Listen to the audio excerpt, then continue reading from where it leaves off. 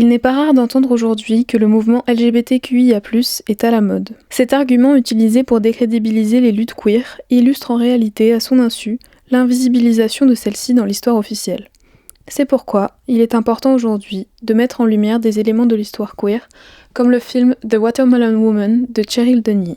Cheryl Dunye est une réalisatrice lesbienne, libérienne et américaine. Dans les années 80, elle s'engage politiquement et, en désaccord avec les représentations qu'elle voit dans les médias, elle s'oriente dans des études de cinéma afin de faire entendre sa voix. Avec un petit budget, elle sort son premier film en 1996, The Watermelon Woman. Dans celui-ci, elle joue un rôle avec une dimension autobiographique puisqu'elle incarne Cheryl, une jeune femme lesbienne qui réalise des films et travaille dans un vidéostore. Prise d'une obsession pour une actrice noire oubliée d'Hollywood, seulement créditée au générique sous le nom de Watermelon Woman, elle décide de mener une enquête sur son histoire et d'en faire un documentaire. Le film alterne entre des parties à l'esthétique documentaire filmée au caméscope par Cheryl et des mises en scène fictionnelles de sa vie quotidienne. Par exemple, son travail au vidéostore avec son amie Tamara et la relation qu'elle entretient avec Diana, une femme blanche d'une classe supérieure. The Watermelon Woman est un film essentiel dans l'histoire de la communauté queer noire puisque Cheryl Dunye est la première femme noire ouvertement lesbienne à réaliser un long métrage de fiction.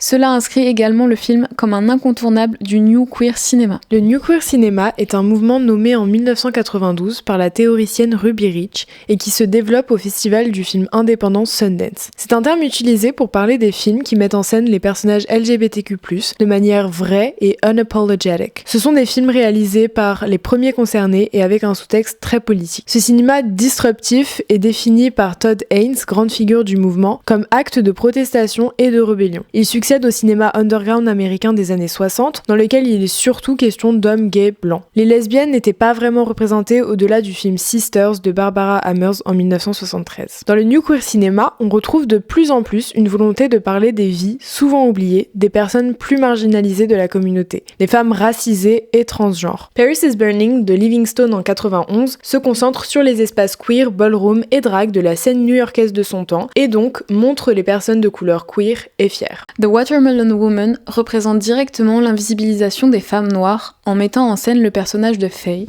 qui bien que fictif, représente toutes les actrices noires non créditées dans les films classiques hollywoodiens et castées dans des rôles secondaires et dévalorisants. Dans son article Queering the Mammy, Cleta Mason décrit un rôle stéréotypé des femmes noires, la mamie, qui peut se traduire comme mama en français.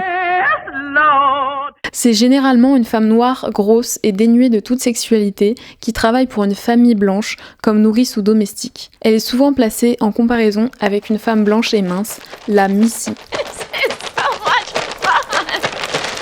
Selon Cleta Mason, dans The Watermelon Woman, Faye joue des rôles de mamie, mais sous le regard de Cheryl est montrée comme désirable puisqu'elle est source de fascination romantique et de motivation pour elle. Faye est même placée au centre du film contrairement au rôle qu'elle incarne habituellement. On découvre également qu'elle était elle-même lesbienne et dans un couple durable avec une réalisatrice blanche. Cela renvoie à la relation que Cheryl vit avec Diana en parallèle de ses recherches. Celle-ci permet de représenter la complexité des rapports lesbiens et en plus interraciaux puisqu'elle met en valeur des questions de classe et de fétichisation des femmes noires. En effet, Diana est d'une classe supérieure, ce qui installe un rapport de force supplémentaire et on apprend qu'elle n'a eu des relations qu'avec des personnes racisées. Cette relation permet de revoir les rapports femmes noires-femmes blanches sous un autre angle que le trope mamie-missy et d'en dévoiler les rapports de force. Le film met également en valeur plusieurs femmes lesbiennes noires autres que Cheryl pour montrer la communauté. On voit notamment beaucoup Tamara, l'amie de Cheryl. Elle est noire, grosse et pourtant, contrairement aux représentations classiques, elle a une sexualité affirmée qui lui appartient pleinement. Elle n'est pas du tout objectifiée. Elle a un rapport très différent à l'histoire de la communauté et des représentations des noirs. Là où Cheryl montre une grande curiosité, Tamara va rejeter ce passé où les actrices noires étaient dégradées. Cheryl Dunye nous montre donc différentes manières de se positionner face à l'oppression et à sa propre histoire, tout aussi légitimes les unes que les autres. The problem is I don't know what I want to make a film on. I know it has to be about black women because our stories have never been told. Si nous devions relever un élément récurrent depuis le début de nos recherches, ce serait la volonté des communautés marginalisées de documenter ce qui ne l'est pas, de rendre visible l'invisible. L'une des raisons de l'effervescence des films queer dans les années 90 est bien évidemment liée au contexte politique. Les années 80 sont synonymes du retour au conservatisme de Reagan, en parallèle à une crise du sida, touchant majoritairement les populations délaissées, et donc souvent gays. Leurs pères mouraient tous les jours, et il n'était non pas juste nécessaire, mais vital que leur leur histoire soit racontée et entendue. L'histoire des femmes noires à Hollywood, comme racontée dans The Watermelon Woman, s'inscrit dans cette même veine. Il n'existait pas de centre d'archives pour l'histoire noire hollywoodienne. On retrouve chez Donnie, réalisatrice, comme chez Cheryl, son personnage, une volonté de raconter ces histoires oubliées. L'une des forces du film est la mise en valeur des récits oraux, seule manière parfois de transmission du savoir et qui se perd au fur et à mesure des générations si ce travail de mémoire n'est pas fait. En mettant en scène ses recherches, Cheryl montre la nécessité d'écrire sa propre histoire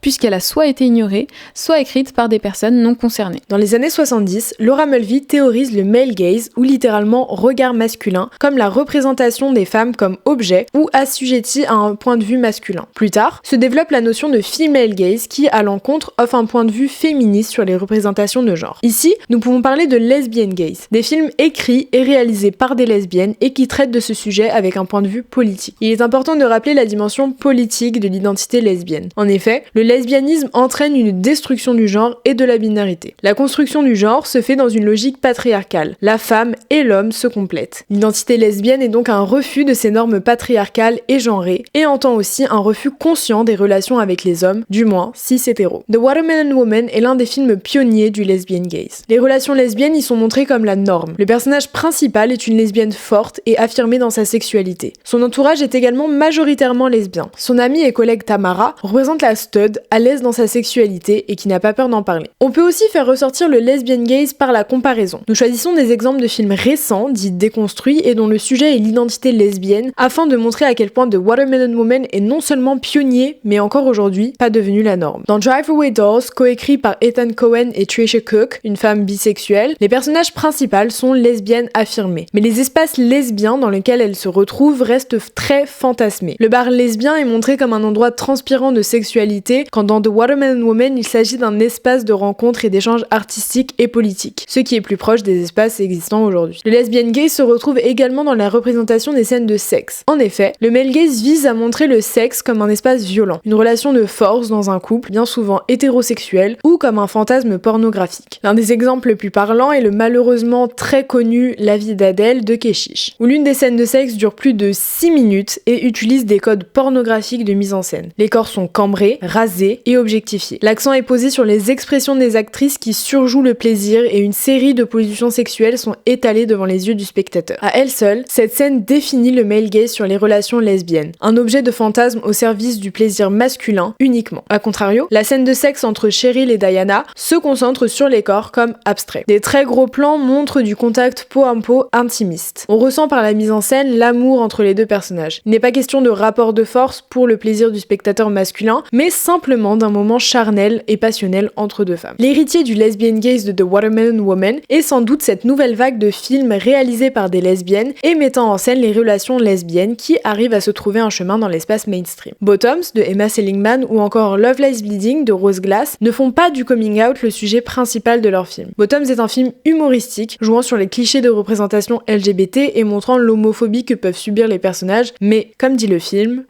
No one hates us for being gay. Everyone hates us for being gay, untalented and ugly.